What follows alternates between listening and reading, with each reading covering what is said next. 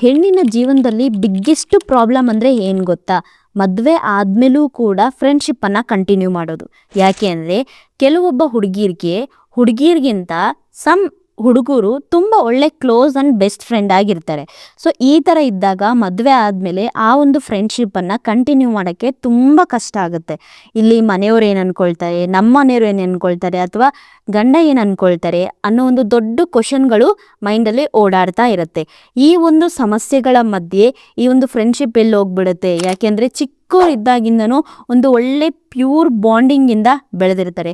ಯಾರೇ ಏನೇ ಅಂದರೂ ಕೂಡ ನಾವು ಒಂದು ಒಳ್ಳೆ ಫ್ರೆಂಡ್ಸ್ ಅಪ್ಪ, ಯಾರೇ ಏನೇ ಹೇಳಿದರೂ ಕೂಡ ನಾವು ಬೆಸ್ಟ್ ಫ್ರೆಂಡ್ಸು ಅನ್ನೋ ಥರ ಜೀವನ ಮಾಡಿರ್ತಾರೆ.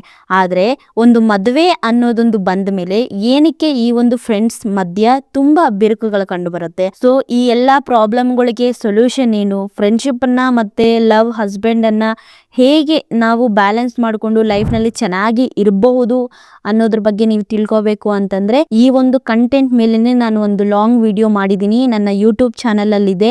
ನಿಮಗೆ ಬೇಕು ಅಂದರೆ ಬಯೋನಲ್ಲಿ ಲಿಂಕ್ ಇರುತ್ತೆ, ಹೋಗಿ ಚೆಕ್ ಮಾಡಿ ನೋಡಬಹುದು.